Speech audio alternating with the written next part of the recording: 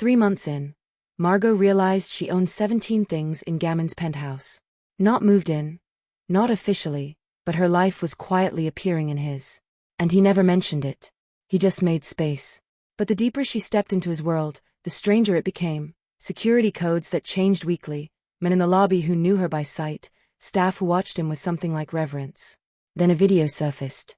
And Margot saw something she wasn't meant to see. Something that made everything she thought she knew about Gong Gammon begin to shift.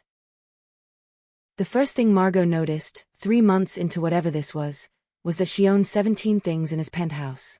Not moved in. Not officially.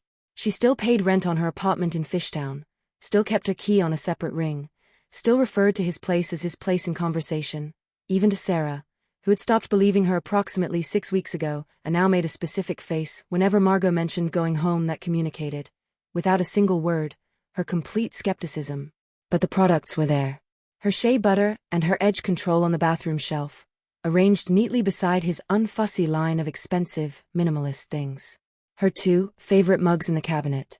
The novel she kept abandoning on the nightstand. The pair of slippers he'd found her wearing once.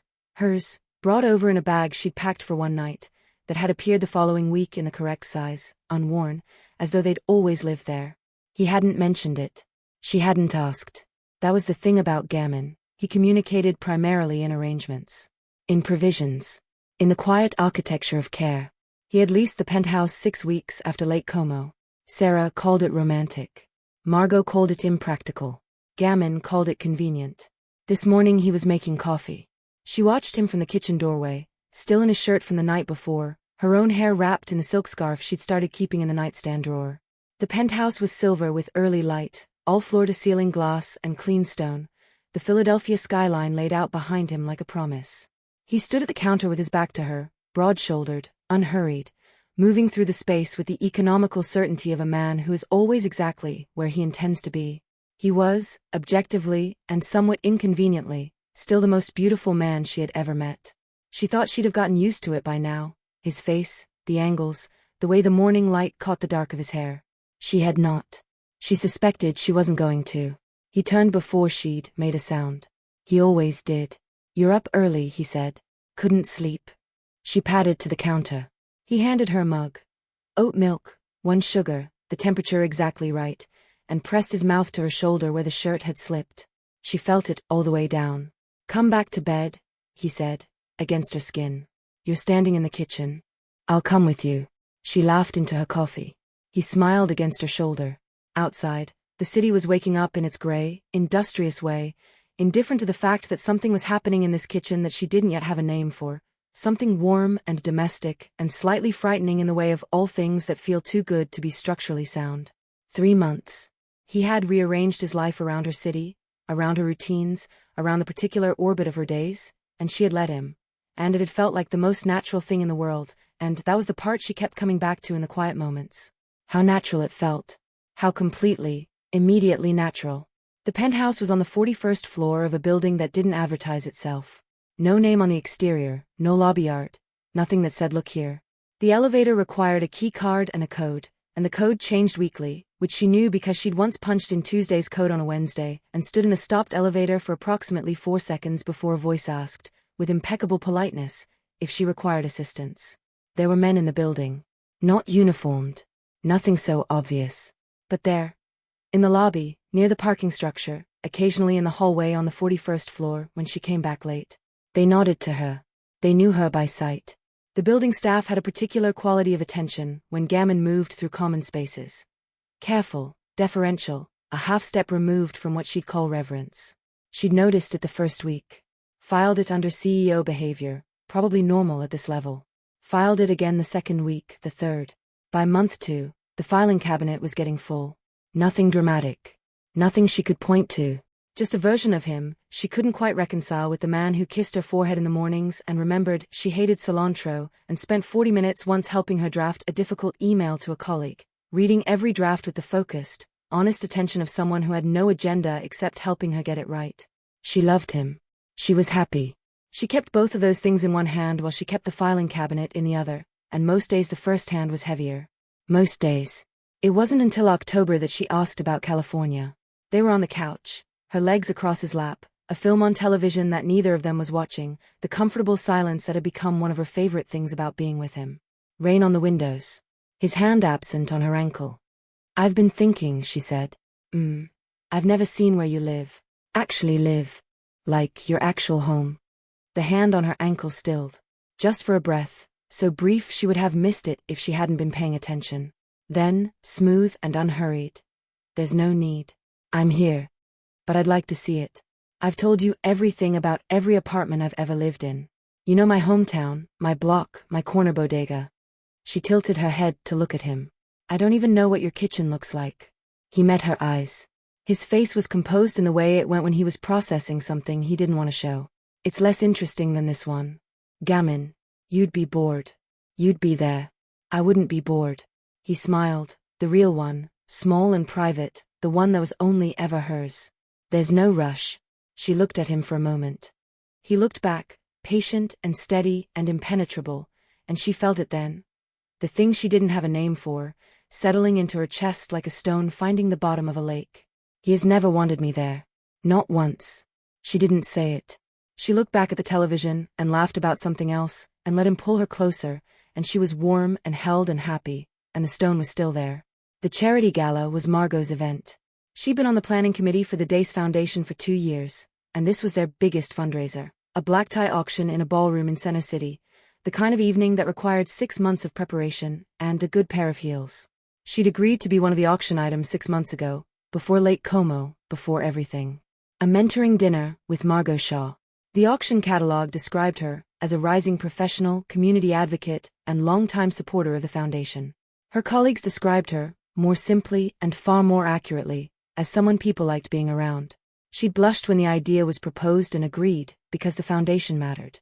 She was backstage, touching up her lipstick in the mirror, when the announcer's voice carried through the curtain. "We'll be moving ahead to item 7. Item 6 has been withdrawn this evening." She came out from behind the curtain and found the foundation director, who had the expression of someone who had received a very large check from a very particular donor, and was not entirely sure how to feel about the conditions attached.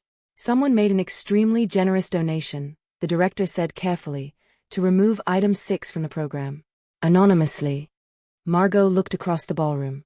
Gammon stood near the bar with a glass of water he hadn't touched, wearing a suit that had no business looking like that, watching her with the absolute, unruffled calm of a man who has made an executive decision and has no intention of revisiting it. She crossed the room. He didn't move. "What did you do?" she asked, low enough that it didn't carry. "I made a donation." Gammon. A significant one. It was for charity. The foundation received 3 times what the item would have. His voice was pleasant. His eyes were not. "Everyone is happy. I am not happy. You will be." She stared at him. He held her gaze with the stillness of someone who had assessed a situation, chosen the outcome, and executed without consulting anyone else. "Why would you do that?" Something shifted behind his eyes, the first crack in his composure. "Margot." "What?" He set down his glass. "Did you honestly think I was going to sit here and watch a room full of men bid on you?" She blinked. "It was dinner. It was an auction. For charity. There is no universe," he said evenly, "where I let that happen." She should have been annoyed. Instead, a small and deeply unhelpful part of her found it ridiculously attractive. It was, she would think later, the perfect distillation of him. The thing that made her feel entirely seen and entirely managed at once. He had not done it to hurt her. He had done it with the same uncomplicated certainty with which he ordered her coffee, and kept her slippers, and changed the elevator code weekly. Because keeping her comfortable and safe and his was a project he engaged with completely. She laughed, despite herself. It came out a little jagged. "You're a menace," she told him. "I know," he said, and handed her a glass of champagne, and smiled at her like she was the only person in the room. He did that so well. He always did that so well. She let it go. She drank her champagne, and danced with him later, and he was a good dancer in the same way he was good at most physical things. Controlled, certain, making her look effortless by extension, and she let the warmth of it cover the part that had gone slightly cold. The bar had been Margot's suggestion. A Thursday night, quiet, ordinary, forgettable by design. Good cocktails.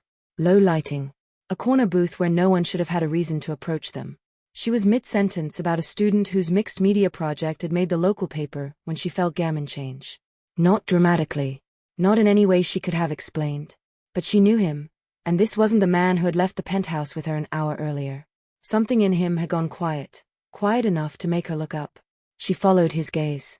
A man was approaching their table, Korean-American, a careful smile that didn't reach his eyes.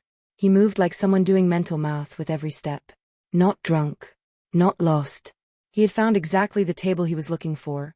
He was not happy to have found it. Mr. Gong. He stopped a respectful distance from the table. His hands were at his sides.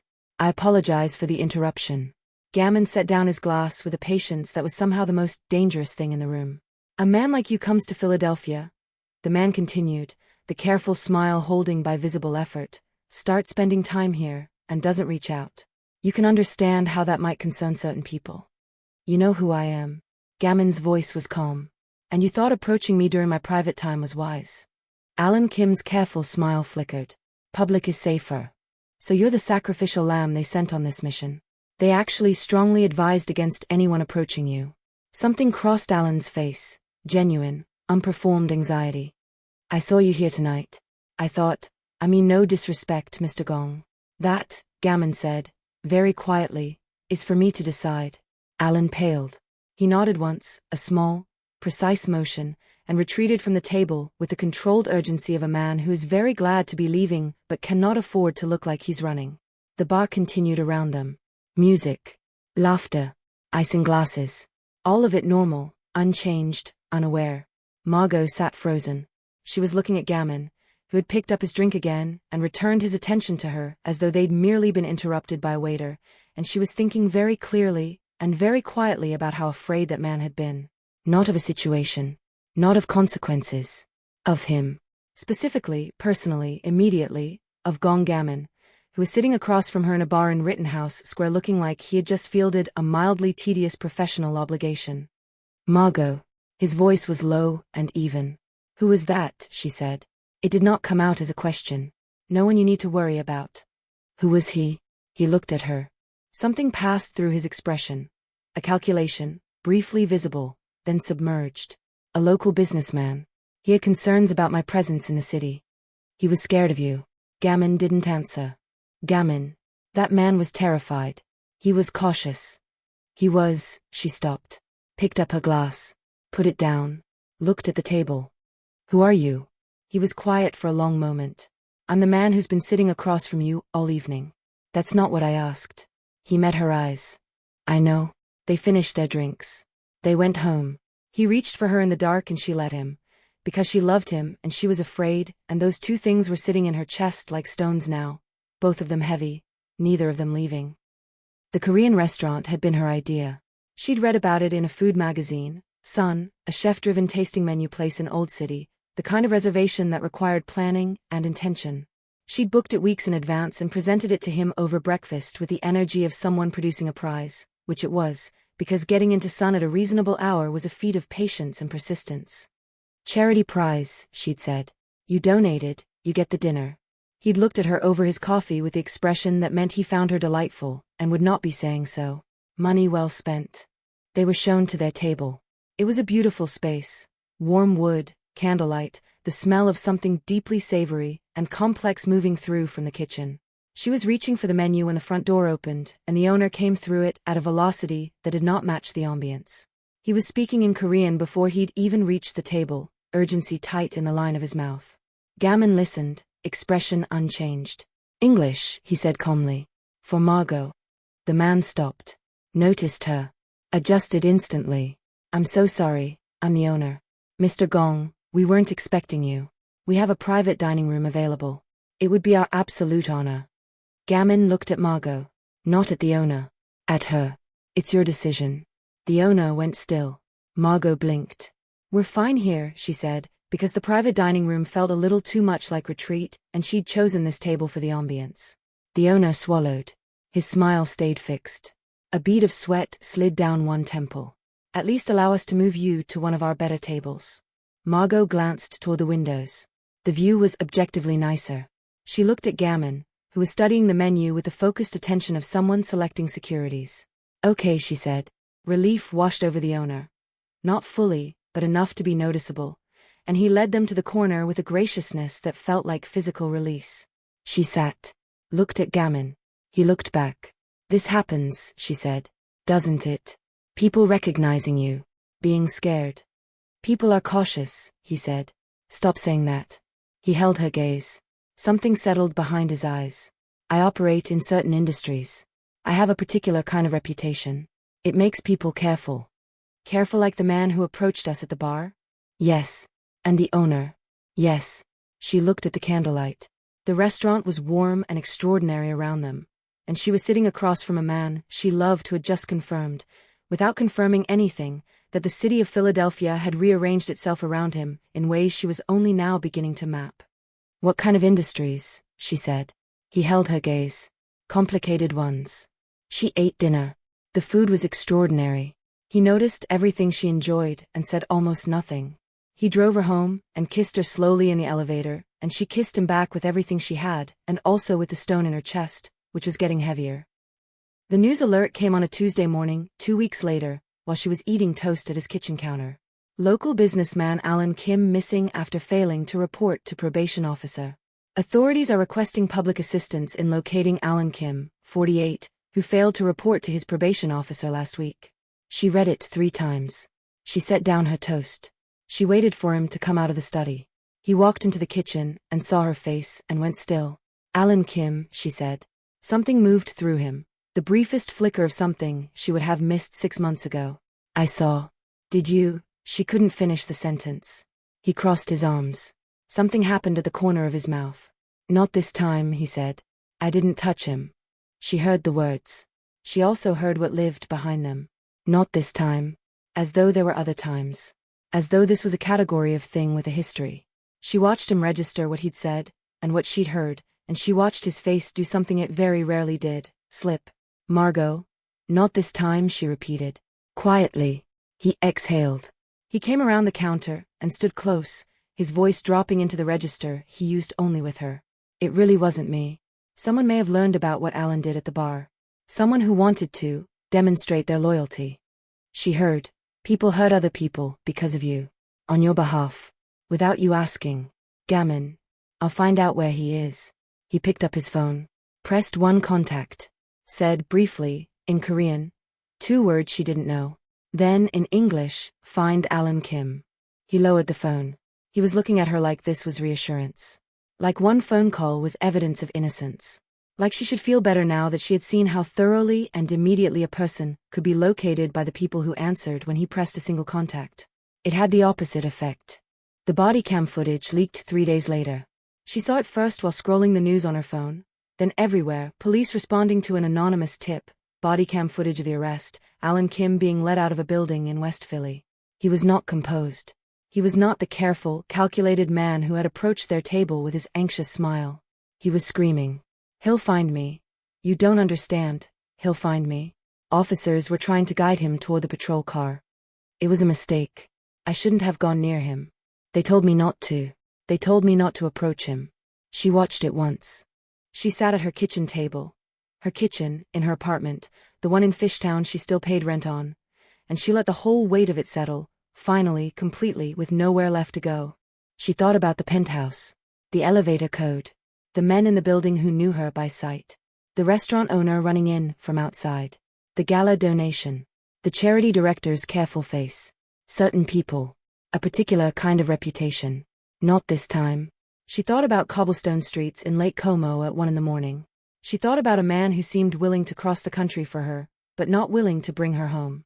She thought, I've been so in love with him that I've been very carefully not seeing him. She picked up her phone and called him. I need to come to California, she said. Silence. Margot, I need to see your life. All of it. You're going to stop deciding what I can handle. It's not, I am not asking, she said. I'm telling you. I come to California, or I walk. I mean it, Gammon. I love you, and I mean every word of this. He was quiet for a very long time.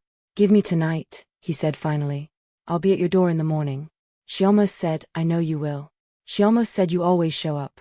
She said, instead, good night, and hung up, and sat in her kitchen until the light through the window turned gray, and then dark, and did not sleep very much at all. She didn't go to him. She waited.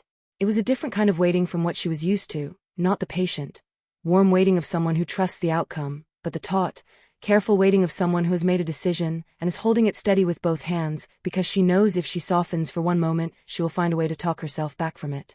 She loved him. That was the problem. Loving him had been, for 3 months, the easiest and most complete thing she had done in years, and the ease of it had allowed her to mistake familiarity for understanding. She made coffee. She sat by her window. She watched her street, her actual street, her neighborhood, the bodega where the owner knew her name, and she thought about the woman who had come to Lake Como to prove she was fine and had found, instead, that she'd stopped performing fine and started actually becoming something. Someone. She thought. I will not be managed.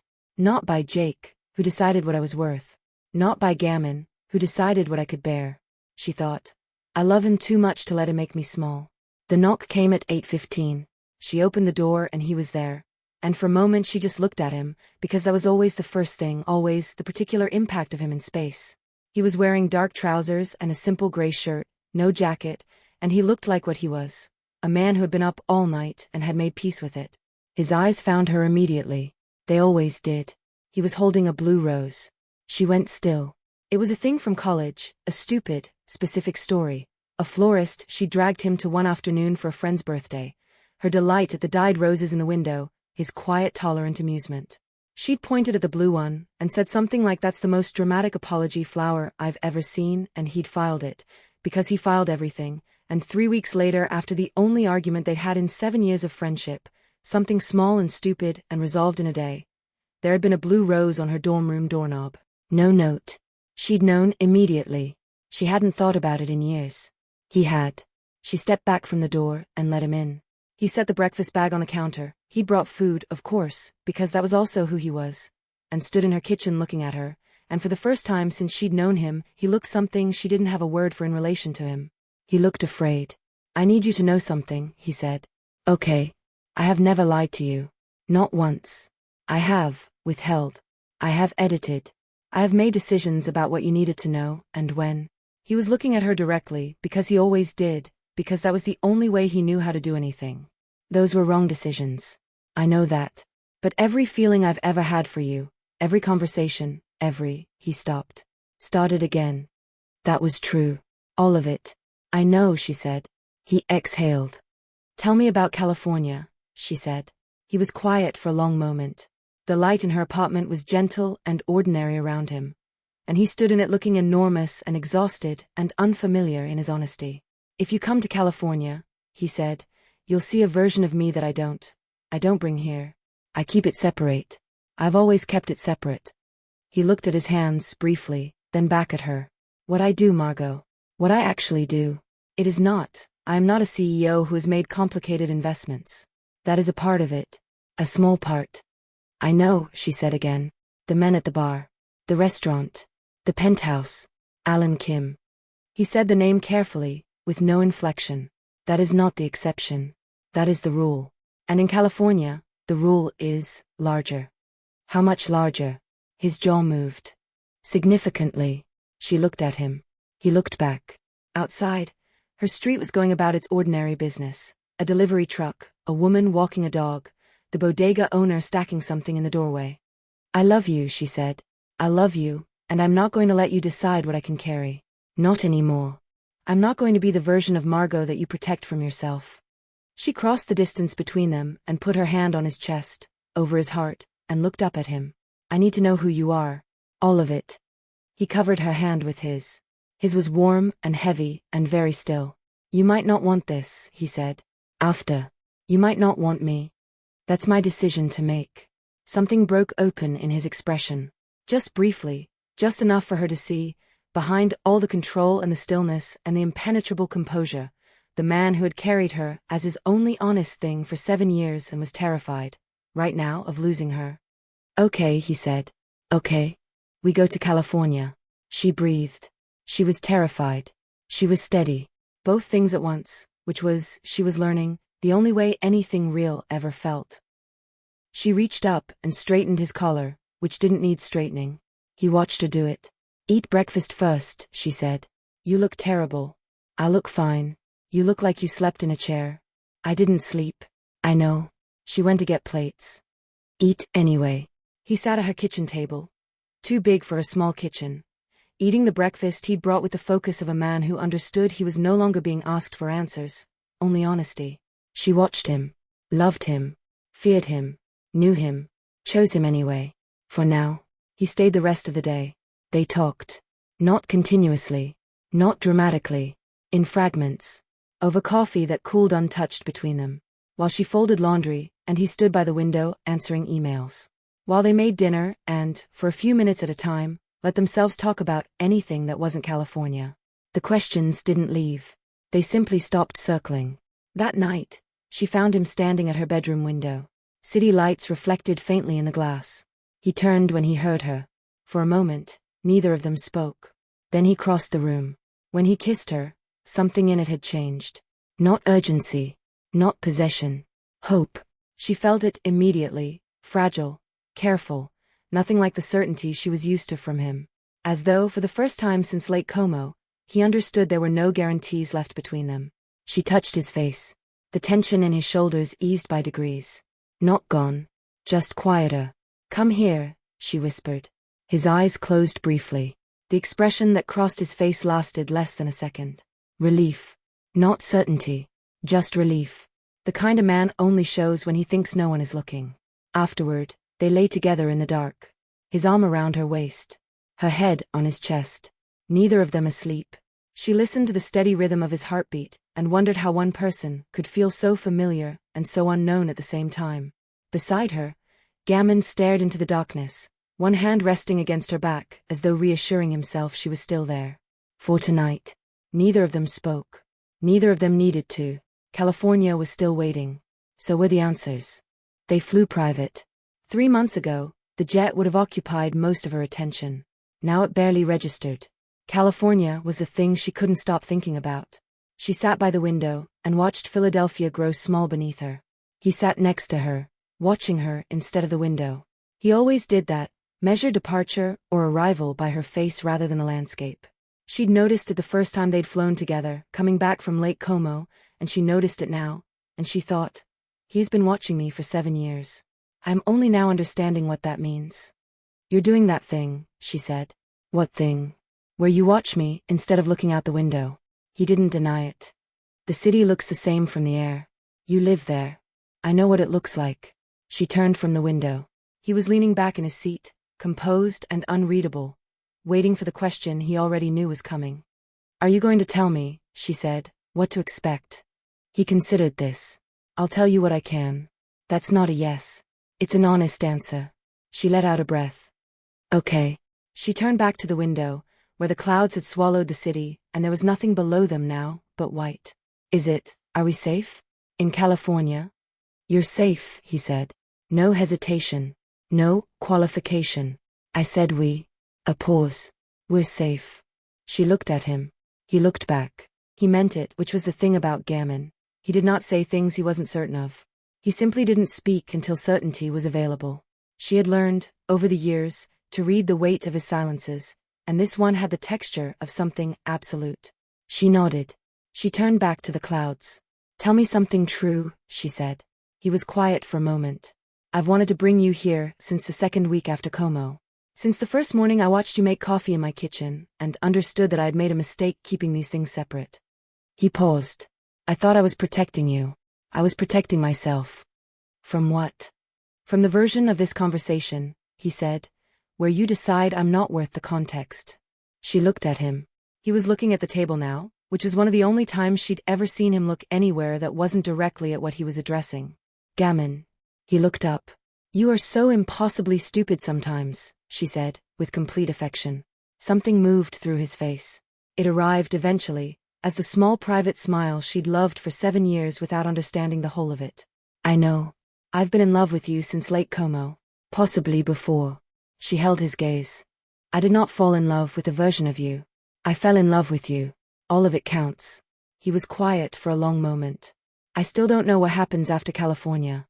Neither do I, she said. Good. She frowned. Why is that good? Because if you're uncertain too, he said, then at least I'm not doing this alone. He reached across the table and took her hand. She let him. His thumb traced a slow arc across her knuckle. San Francisco appeared below them in the late afternoon. The bay first, catching the sun like crumpled foil, then the bridges, the hills, the dense geometry of the city cascading down to the water. She pressed close to the glass and looked, because she was always going to be the woman who looked. Gammon watched her look. The plane banked. The light shifted, going gold and long the way it does on the west coast in autumn, different from Philadelphia light, thicker somehow, the whole sky a different quality of warm. She kept her face near the glass and felt him watching her, and thought about what came next, the drive from the airport, whatever building he lived in, the rooms she hadn't seen, the life she was about to walk into with her eyes open, and her hand in his. She was afraid. She knew how to be afraid without letting it make her small. She'd learned that in a wedding week in Lake Como, from a woman she was still becoming. The wheels touched down. She sat back. He was already watching her, patient, dark-eyed, present, everything she knew and everything she was about to learn, assembled in the body of the most beautiful and most dangerous person she had ever loved. "Ready?" he said. She looked at him, at his hands, at the jaw and the eyes and the quiet, absolute certainty of him that had been both the thing that held her and the thing she was walking toward with her fists metaphorically up. She was not ready. She was ready. Both things were true. "Ask me again in the car," she said. He almost smiled. He stood and offered her his hand, and she took it, and they walked off the plane together into the gold California afternoon. Two people in love. One of them carrying a world she hadn't seen yet. Both of them stepping toward it. Together,